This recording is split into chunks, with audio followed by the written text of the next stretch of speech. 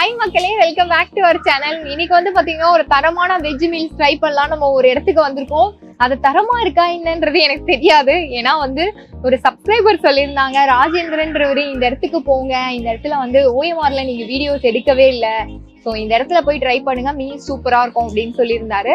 So வந்து உள்ள போய் ட்ரை பண்ணி பார்த்துட்டு நான் தரமா இல்லையான்னு சொல்லிடுறேன். சரி, நான் லொகேஷன் சொல்றதுக்கு முன்னாடி இவங்களுக்கு வந்து இன்னொரு பிரான்ச் இருக்கான். அது எங்க இருக்கு அப்படின்னு பாத்தீங்கன்னா மலைகளின் அரசின்னு சொல்லுவாங்கல்ல, கொடைக்கானல்னுமே இவங்களுக்கு இன்னொரு பிரான்ச் இருக்கு. இதை நான் பார்த்த உடனே நம்மளோட சென்னை கிளைமேட்டே கொடைக்கானலா மாறிடுச்சுங்க. டிஸ்லிங்லாம் தெரியும் நினைக்கிறேன். நான் வெளியில இருந்து தான் வீடியோ எடுத்துட்டு இருக்கேன். ஆஸ்ட்ரியா வெஜ் ரெஸ்டாரண்ட் இது எங்க லொக்கேட் ஆயிருக்கு அப்படின்னு பாத்தீங்கன்னா ராஜீவ் காந்தி சாலை துரைப்பாக்கம்ல லொக்கேட் ஆயிருக்குங்க. உங்களுக்கு லேண்ட்மார்க் வந்து காக்னிசன்ட்க்கு ஆப்போசிட்லயே இந்த ரெஸ்டாரண்ட் இருக்கும். இந்த ரெஸ்டாரண்ட்குள்ள போய் சாப்பிடுறதுக்கு முன்னாடி எனக்கு ஒரே ஒரு விஷயம் நீங்க பண்ணுங்க. இந்த இயர்க்குள்ள நான் வந்து 1 lakh சப்ஸ்கிரைபர் அச்சீவ் பண்ணணுன்ற ஒரு முடிவோட இருக்கிறதுனால ஃபைவ்ல பொழைச்சு போட்டும் சப்ஸ்கிரைப் பண்ணுங்க, லைக் பண்ணுங்க, ஷேர் பண்ணுங்க. அப்பதான் நிறைய சப்ஸ்கிரைபர்ஸ் எனக்கு வருவாங்க. சரி, இப்போ நம்ம உள்ள போய் சாப்பிடலாம், ரொம்ப பசிக்குது.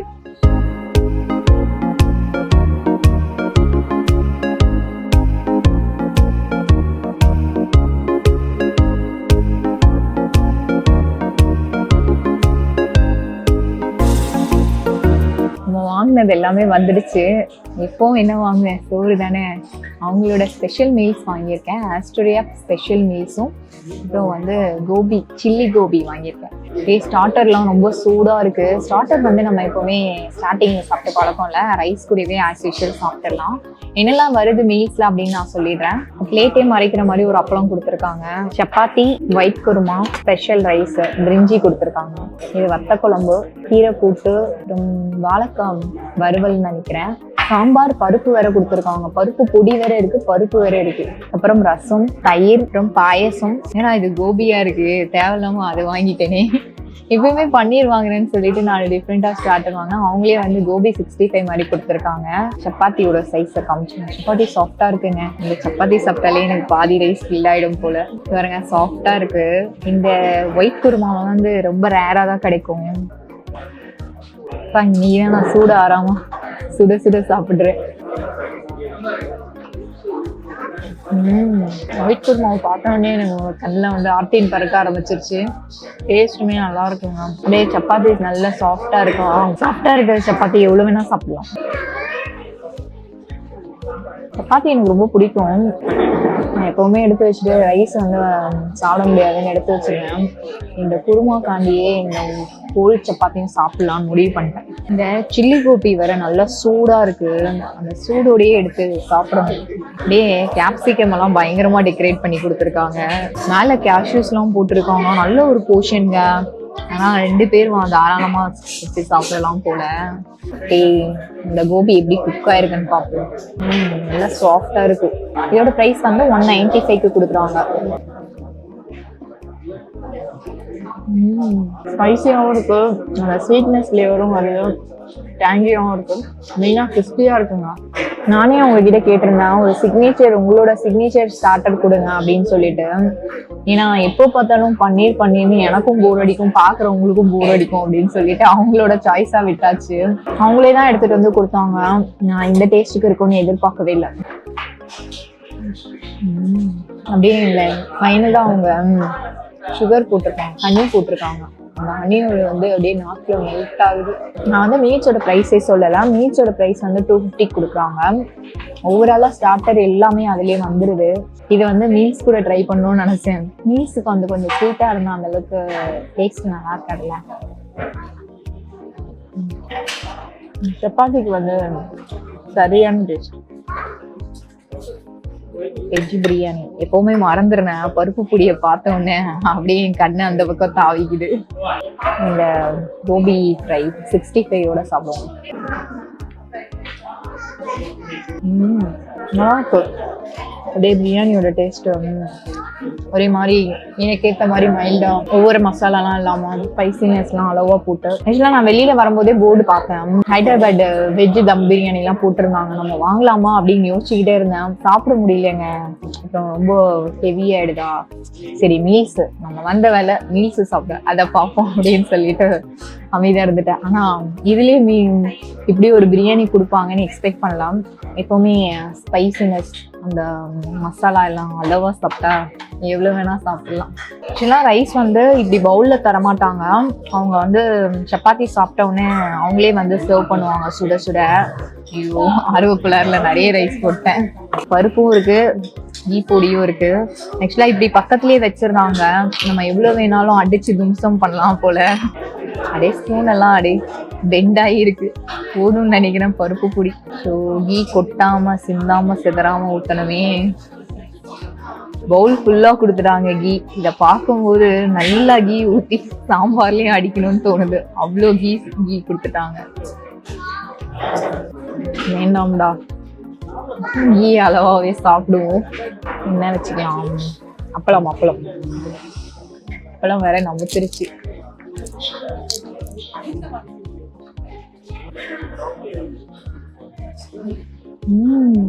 பருப்பு நல்லா இருக்கு.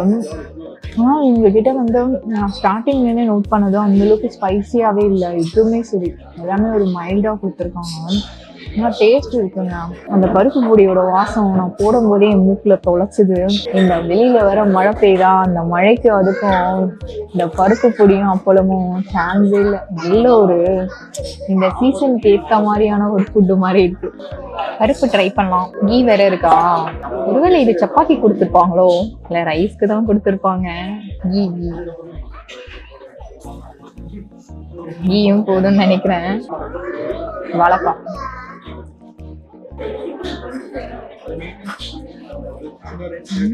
அடுப்பு நல்லா இருக்கும். கிளீன் நல்லா கெட்டியா கொடுத்துருக்காங்க. பப்பு பூவா நெய்யோட சேர்த்து சாப்பிடும்போது தான் நல்ல ஒரு டேஸ்ட். நல்லா தாளிப்புலாம் தூக்கலா போட்டிருக்காங்களா. அதுவும் இந்த வாழைக்காய் வந்து பொரியல் மாதிரியும் பண்ணியிருக்காங்க, வறுவல் மாதிரியும் பண்ணியிருக்காங்க. பருப்புல வந்து தக்காளி சின்ன வெங்காயம்லாம் போட்டு கடைஞ்சி விட்டுருக்காங்க. நல்லா ஒரு ஃப்ளேவர். சாம்பார் சாப்பிட வேணாம்னு நினச்சேன். பட் வந்து சாம்பாரை டேஸ்ட் பண்ணலன்னா அது கோச்சிக்கணும்ல. உங்களுக்கு டேஸ்ட் பண்ணி சொல்லணும்ல. அதான் இது சாம்பாரும் சமகெட்டியா இருக்கு. பருப்பு இது சாம்பார் எதுன்னு தெரியாத வரி இருக்கு. கத்திரிக்காய் சாம்பார் வேணாம்ப்பா, நெய் போதும். இந்த வாழைக்காய் தான். வாழைக்காய் நல்லா இருக்குங்க. யூஸ்வலாக வாழைக்காய்லாம் நான் விரும்பி சாப்பிட மாட்டேன்.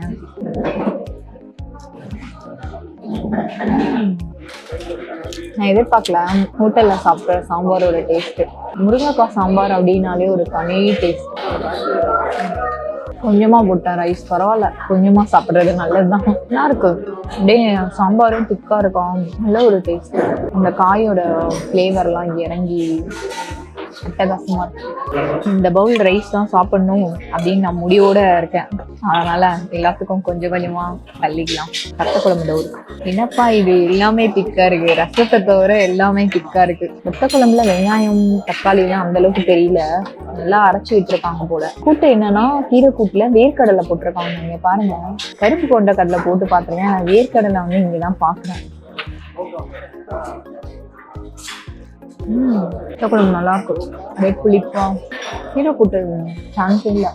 அவங்க அந்த வெங்காயத்தெல்லாம் போட்டு வேக வச்சிருக்காங்க பார்த்தீங்களா, அதோட ஃப்ளேவர் இறங்கி லைட்டாக அந்த வெங்காயத்தோட ஸ்வீட்னஸ் எல்லாம் சேர்த்து கீரை கூட்டு நல்லா இருக்கு. அதே மாதிரி வத்த குழம்பு வந்து எனக்கு அந்த புளிப்பு டேஸ்ட் ரொம்ப பிடிக்கும் இல்லையா. ஆனால் வந்து ரொம்ப புளி ஊட்டாம தக்காளியோட புளிப்பு இருக்கிற மாதிரி ஒரு புளிப்பு. சாம்பாரோட டேஸ்ட் எனக்கு ரொம்ப பிடிச்சிருந்தது. இதை சாப்பிட்டாலுமே எனக்கு சாம்பாரோட டேஸ்ட் நாக்கில் இருந்துகிட்டே இருக்கு. நான் வந்து ஃபைனலா நான் நினைச்ச மாதிரியே அந்த பவுல் ரைஸ்லயே முடிச்சுட்டேன். கீரை தான். கீரையை ஃபுல்லாக காலி பண்ணிடணும். நான் வந்து ஃபுட்டை வேஸ்ட் பண்ண வேணாம்னு இருக்கிறதே சாப்பிட்டு முடிச்சிடலாம். தக்காளி ரசம்ப்பா. தயிர்லாம் வேண்டாம். ஆல்ரெடி வந்து நமக்கு கோல்டு ஸ்டார்ட் ஆகுற மாதிரி ஒரு ஃபீல் இருக்கு. மழை வேற பெஞ்சிட்டு இருக்கு. எனக்கு அப்பளம் விட வெஜ்ஜீஸ்லாம் ரொம்ப பிடிக்கும். அதனால சாரி, அப்பளத்தை வேஸ்ட் பண்றேன்னு நினைச்சுக்காதீங்க. ரசம் நல்லா இருக்கும். இந்த மாதிரி புளிப்பு உப்பு இதெல்லாம் வந்து அளவா போட்டிருக்காங்க. நல்லா இருக்குங்க. வரவங்க எல்லாருமே பாத்தீங்கன்னா இந்த மீல்ஸ் தான் வாங்குறாங்க. அவங்களோட ஸ்பெஷல் தாலி தான் வாங்குறாங்க. இதுல வேற ஃபைனலா ஐஸ்கிரீம் இருக்கும். எனக்கு புரியுது. தயிர் சாப்பிட்டா கோல்ட் ஆயிடும், எனக்கு ஐஸ்கிரீம் சாப்பிட்டா கோல்ட் ஆகாதா அப்படின்னு யோசிக்கிறீங்களா? பரவாயில்ல, ஆகாது. ஃபைனலா அந்த தாலிக்கு வந்து ஐஸ்கிரீம் வருமா.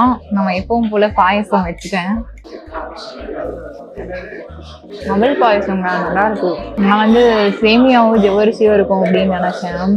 ஒரு ஹெல்த்தியா இருக்குல்ல, அவல்ல கொடுத்துருக்காங்க. வெனிலா ஐஸ்கிரீம் கொடுத்துருக்காங்க. நல்லா இருக்கும், ஒரு குவாலிட்டியான ஐஸ்கிரீம். எனக்கு லைட்டா ஸ்வீட்னஸ் மிஸ் ஆகுது, ஏன்னா பாயசம் சாப்பிட்டேன்ல அதனால.